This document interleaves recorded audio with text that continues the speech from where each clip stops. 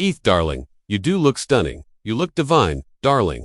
Oh, Ethel, what is all this? And during that time, I consider the years I spent on I Love Lucy to be perhaps the biggest ripoff of my career. For decades, everyone believed Vivian Vance signed a contract to gain weight just to make Lucy look thinner. But that was all a lie. Lucy made it up as a joke at a party. And somehow the world believed it for years. The real truth about what happened behind the cameras was much darker. Vivian suffered in ways nobody knew about. She came to work with black eyes. She hated her co-star so much that when he died, she celebrated with champagne. The industry tried to bury these truths for decades, but now everything she wanted the world to know is finally coming out. Vivian Robera Jones was born on July 26, 1909 in Kibble, Kansas. Her childhood home wasn't filled with songs or stories. It was ruled by strict Methodist rules and a mother who believed acting was something shameful. Her mother warned her that performing would send her straight to hell. Vivian was the second of 6 children, but from the start, she felt like an outsider in her own family. Her natural love for entertaining clashed with her mother's beliefs, and every time she showed her spark, it was quickly shut down. Her mother didn't just dislike the idea of acting, she believed it was wicked. This created a war inside the house where Vivian's spirit kept trying to rise but was constantly forced to bow. That tension became a part of her, and it would follow her for years. When Vivian was 6, her family moved to Independence, Kansas. That's where her fire truly lit up. She started sneaking out at night, not for fun, but for freedom. She wanted to perform. She wanted to sing, to dance, to be on stage, even if her mother believed it was wrong. At school, she found someone who didn't judge her dreams. A drama teacher named Anna Engelman gave her the space to shine. Vivian joined cheerleading, took part in beauty contests, and even went to school with a boy named William Ing, who would later become a famous playwright. But back at home, things stayed the same. Her family still tried to break her spirit. The more she performed, the more her mother pushed back. Friends started calling her Viv. Maybe because it sounded freer, lighter, not chained to the life she was trying to escape. Then came the moment that changed everything. She dropped her family name. She stopped being Jones and chose to become Vivian Vance. She picked Vance after a man named Vance Randolph who collected old folk stories. Maybe she saw herself in those stories. Wild, free, not afraid of what people thought. She left Kansas and went to Tulsa, chasing stages while her family moved on without her. She wasn't just running away. She was cutting the cord. She wasn't her mother's daughter anymore. She belonged to herself now. In 1930, at just 21, she became one of the first performers at a small place called the Albuquerque Little Theater. On that stage, she played both a seductive woman and a gentle nun, 2 sides of her life in a way. Her performances were so powerful that people started calling the building the Vivian Vance Playhouse. The community saw her talent and rallied around her. They even held a benefit show just to raise money so she could go to New York and study acting. In a small review, she sang My Man and became a local star. Everything she had been told not to do was suddenly the very thing that gave her a future. With $50 and a suitcase of dreams, she got on a train to New York. She worked as a waitress by day and auditioned by night. Rejection was constant. She often skipped meals just to save subway fare, but she didn't give up. And finally, in 1932, she landed a chorus role in Music in the Air, a Broadway musical that ran for 2 years. Her moment had come. Slowly, people began to notice the way she moved, how she delivered her lines, and especially how funny she was. Bit by bit, the chorus girl was becoming something more. In 1937, she got a last-minute call to replace someone in a play called Hoey for What, and she ended up doing over 200 performances. That led to her biggest stage role in 1941 when she starred in a hit musical called Let's Face It alongside Danny Kaye and Eve Arden. The show ran for 547 performances, and Vivian had finally proven herself. But success didn't erase the pain. She kept moving forward even when it hurt. She later joined another show called Over 21, which took her all the way to Africa during World War II. She was no longer in the background. She was the star, but her personal life was falling apart. At 19, she married a man named Joseph Danick, Jr., hoping marriage would help her escape her strict home. It didn't. He left town after 3 years and she was left behind again. Later, she married an actor named Philip Ober in 1941. That marriage lasted longer but was even more painful. Ober didn't like his wife being more successful than him. He became violent. He beat her. He made her feel small. Even Lucille Ball, her future co-star, saw it and called it out. But the damage ran deep. Vivian kept performing, but inside she was breaking. In 1945, while touring with a play called The Voice of the Turtle, Vivian had a breakdown. She described it simply, "Let's face it, I cracked up." She felt like she was losing her mind. The weight of childhood, the pressure of fame, the pain of her marriage, it all came crashing down. She started therapy and stayed in it for years. She slowly put herself back together. That experience changed her. She began visiting psychiatric hospitals, not as a celebrity, but as someone who knew the pain. She didn't try to fix people. She just told them they weren't alone. She kept acting. Her biggest success on stage was still, let's face it, but behind the applause were 1,000 missed chances.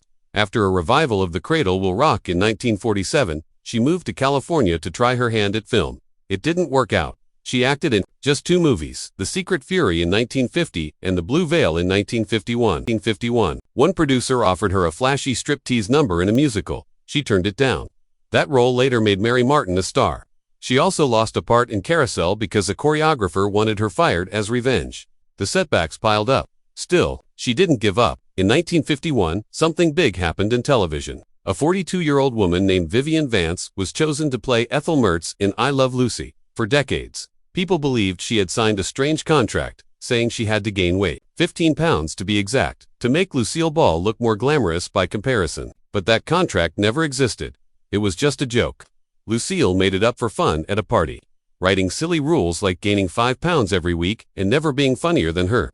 But people took it seriously, and the lie stayed alive for years. In truth, Vivian's weight simply changed over time. She was always trying to diet, and while Lucy may have wanted to look more beautiful next to her, there was never a real contract.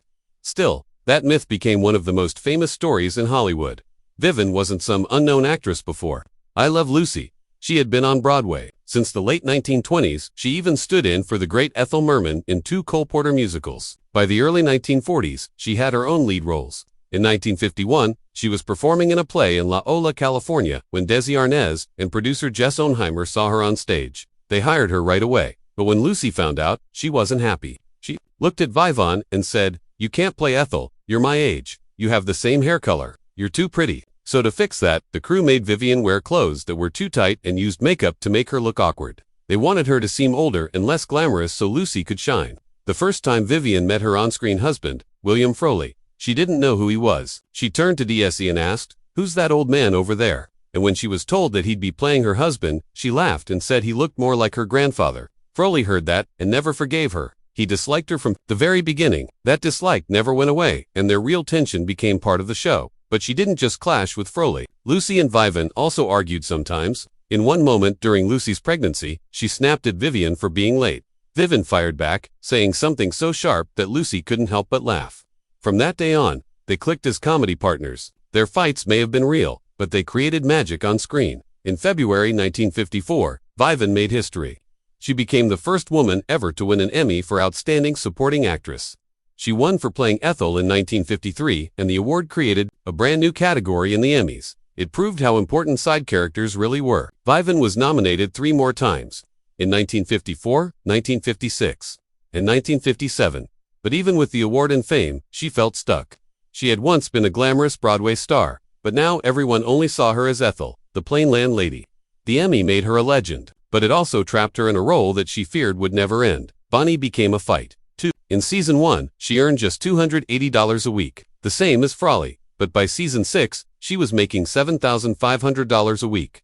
That wasn't luck. It was because she had a strong agent who demanded better pay every single year. Back then, it was rare for women to ask for more money, but Vivian didn't settle. When she joined The Lucy Show in 1962, she asked for even more. She wanted her name up front, better clothes, and more say in how things were done. She knew her worth and wasn't afraid to prove it. One of the most loved scenes in I Love Lucy came in 1952. It was the chocolate factory moment when Lucy and Ethel were working on a conveyor belt stuffing chocolates. Everyone laughed, watching them panic as the chocolates sped up. But behind the scenes, it wasn't funny at all. The machine kept breaking down and speeding up randomly. Vivian had to keep eating chocolate over and over for each take. By the end, she was sick to her stomach. What looked like pure comedy came at a painful cost. That same year, Lucy filmed the famous Vitamia Tagaman commercial sketch. It looked hilarious. Lucy getting drunk on a health tonic and slurring her lines. But it wasn't acting. The prop tonic was real and had 23% alcohol. The crew didn't realize just how strong it was. Lucy had to swallow spoon after spoon, and by the final takes, she was actually drunk. She could barely stand straight, but those scenes became television gold. It showed how early television sometimes pushed actors to unsafe limits. Vivian's Emmy win in 1953 meant the world to her, but deep down she was hurting. She gave a beautiful speech thanking Lucy for her friendship and support, but inside she struggled with always being second best. She had talent, looks, and a voice that could fill a theater. But the world only saw Ethel. She won the Emmy at 44, but instead of new opportunities, she just kept getting the same type of roles. The very award that crowned her also trapped her. In 1954, Vivian finally got to show her musical talents. She had studied opera and had a voice that could compete with Broadway stars. She pushed hard for Ethel-focused episodes like Ethel's Birthday, where she finally got to sing. Her voice was beautiful, trained, powerful, and full of grace. But William Frawley mocked her every chance he got, saying she couldn't sing. Still, fans loved those episodes. For once, Vivian was allowed to shine. It was a glimpse of the star she really was before the Ethel label took over. By 1956, fame turned frightening. I Love Lucy had become a worldwide hit, and fans began crossing boundaries. Vivian got thousands of letters every week. Some were sweet, others were scary. Some people followed her in public. She wasn't protected the way today's stars are. She had to hire her own security just to feel safe walking down the street. The fame that brought her fortune also brought fear. Television had made her feel like family to millions of strangers, and not all of them knew where the line was. The hatred between Vivian and Frawley kept growing. When the show first aired on October 15, 1951, she had already joked that he should be playing her father. He was 64, she was 39. She felt humiliated to be cast as his wife. He overheard her talking, and got revenge by calling her a sack of doorknobs during rehearsal. Desi Arnaz later wrote that Frawley hated her voice and hated working with her. Their dislike for each other wasn't hidden. It filled the studio. By 1953, things got worse. Frawley's drinking was out of control. He was drunk most of the time, on set, and had to keep his hands in his pockets to hide the shaking. He refused to listen to directors and locked himself in his dressing room during fights. Vivian couldn't take it anymore. She demanded separate dressing rooms. Desi had to keep them from walking off the set entirely. From then on, they avoided each other off camera as much as possible. In 1955, Desilu Studios offered both actors a spin-off show about Fred and Ethel. It could have made them both rich. Frawley agreed right away, but Vivian said no. She didn't want to work with him ever again. She told producers she didn't believe the show would work without Lucy and Ricky. Her refusal shocked everyone. Hollywood called their chemistry gold, even if it came from hate, but Vivian chose peace over profit. Her hatred was stronger than her hunger for fame. Then came the final chapter. On March 3, 1966, William Frawley died of a heart attack on Hollywood Boulevard. That night, Vivian was at a dinner party. When she heard the news, she didn't cry, she didn't pause. Instead, she raised her glass and said, "Champagne for everyone." It wasn't a joke, it was a celebration. She didn't go to his funeral. She didn't send flowers. She didn't say a single kind word. Their feud, which had started in 1951, ended only with his death. And even then, it didn't really end. It simply stopped. Lucille Ball, who had always controlled every detail on set, clashed with Vivian constantly. They had been America's comedy darlings since 1951, but now they were struggling for creative space. Vivian felt smothered. After 3 years, she made a heartbreaking choice. She walked away. In 1965, at the height of her second television success, she left the show, leaving everyone shocked. She wasn't just giving up a role, she was giving up security, fame, and the chance to rewrite her image. Just before all this, between 1960 and 1962, she'd been making guest appearances on the Red Skeleton Hour. In one sketch called The Iceman Guth, which aired in February 1962, she played Clara Appleby, a sharp, funny character who proved Vivian didn't need Lucy to get laughs. She also showed up in Appleby's Predictions. Back in 1960, these roles helped her prove something important to herself and the industry. She had range, she could stand on her own. Millions watched, many realizing for the first time that she was more than just Ethel from the Mertz apartment. But not every chapter brought applause. In 1966, she tried to return to Broadway in Woody Allen's Don't Drink the Water. It was supposed to be her comeback. Instead, it turned into a public disaster. She was fired during early previews and replaced by another actress. Woody Allen himself admitted she wasn't right for the part, but that didn't make it any easier. The rejection happened in front of critics and peers. The play later opened in New York on November 17, 1966, and ran for 598 performances without her. This failure cut deep.